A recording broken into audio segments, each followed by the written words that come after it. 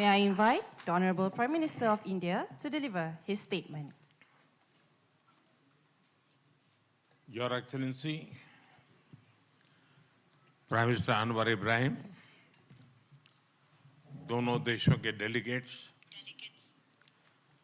Media के साथियों, नमस्कार। सलामत पागी। सबसे पहले मैं अपने करीबी मित्र प्राइम मिनिस्टर अनवर इब्राहिम का गर्मजोशी भरे स्वागत के लिए हृदय से आभार व्यक्त करता हूं। पिछले वर्ष मैं आसियान समिट के लिए मलेशिया की यात्रा नहीं कर पाया, लेकिन मैंने मेरे प्रिय मित्र को वादा किया था कि मैं जल्द से जल्द मलेशिया आऊंगा और आज वर्ष 2026 की पहली विदेश यात्रा में मैं मलेशिया आया हूं।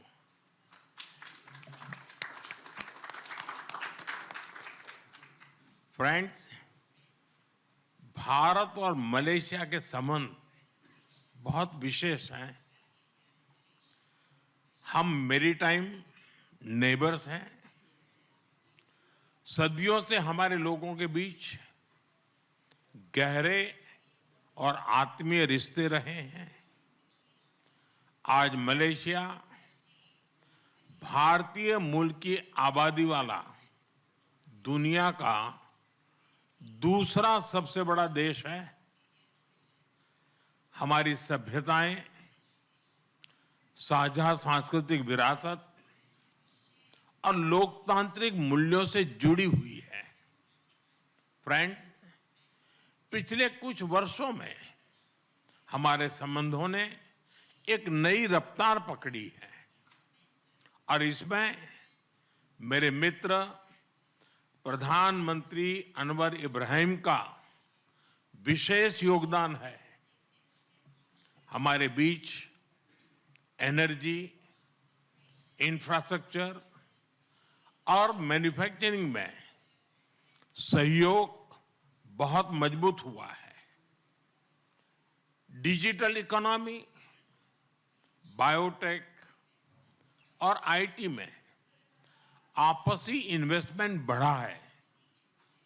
टूरिज्म और पीपल टू पीपल टाइज भी गहरे हुए हैं।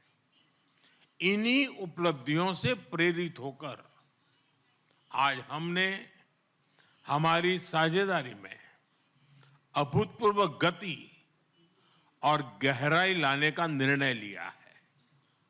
फ्रेंड्स, सिक्योरिटी के क्षेत्र में हम काउंटर टेररिज्म, इंटेलिजेंस शेयरिंग और मैरीटाइम सिक्योरिटी में सहयोग मजबूत करेंगे।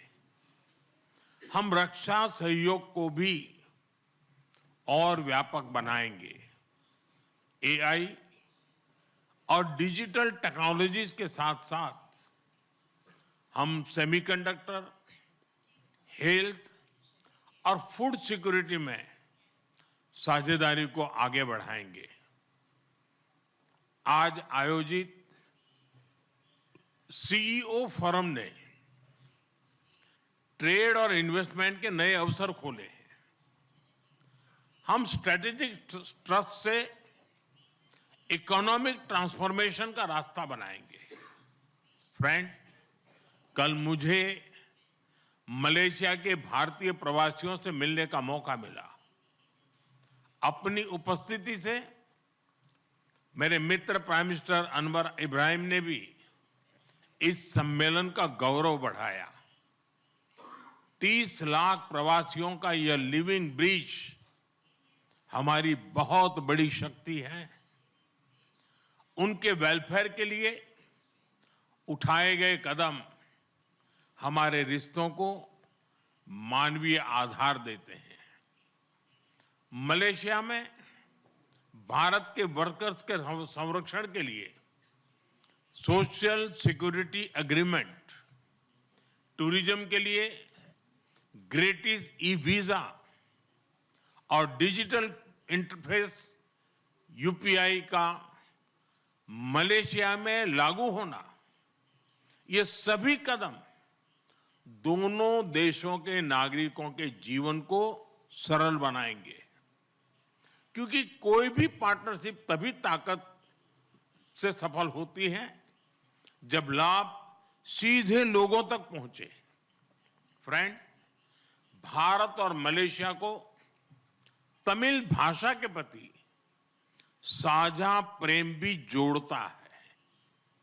मलेशिया में तमिल की मजबूत और जीवंत उपस्थिति शिक्षा, मीडिया और सांस्कृतिक जीवन में दिखाई देती है।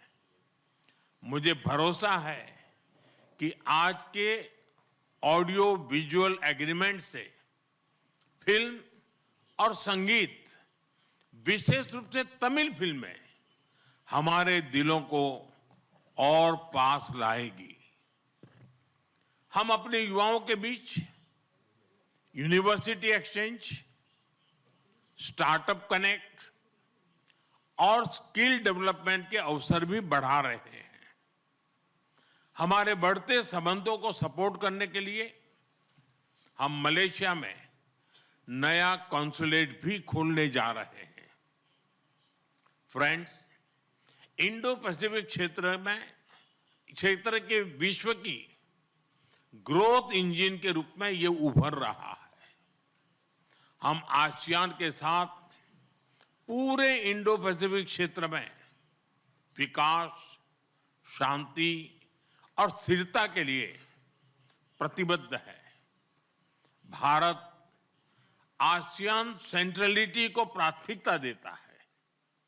मलेशिया की सफल आसियान अध्यक्षता के लिए मैं एक बार फिर आपको बहुत बहुत बधाई देता हूं। मलेशिया जैसे मित्र देशों के सहयोग से भारत आसियान के साथ अपने संबंधों को व्यापक बनाएगा।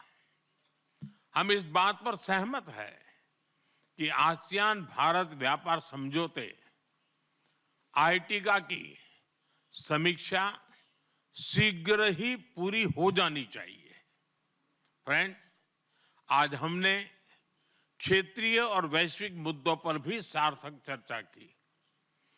वैश्विक अस्थिरता के इस माहौल में भारत और मलेशिया की बढ़ती मित्रता दोनों देशों के लिए अत्यंत महत्वपूर्ण है। हमारा साझा मत है कि आज के चैलेंजेस का समाधान करने के लिए ग्लोबल इंस्टीट्यूशंस का रिफॉर्म बहुत जरूरी है। हम शांति के सभी प्रयासों का समर्थन करते रहेंगे और आतंकवाद पर हमारा संदेश स्पष्ट है। No double standards, no compromise. Excellency, Bharat Malaysia संबंधों के प्रति आपकी प्रतिबद्धता का हम सराहना करते हैं। आइए हम साथ मिलकर प्रॉस्परस मलेशिया का आपका सपना और विकसित भारत के हमारे संकल्प को साकार करें। एक बार फिर आपकी मित्रता, आपके गर्मजोशी भरे स्वागत और आतिथ्य के लिए बहुत बहुत धन्यवाद। हम आपको भारत में स्वागत करने के लिए उत्सुक है। बहुत बहुत धन्यवाद। जुम्पा लागी। Thank you, Honorable Prime Minister.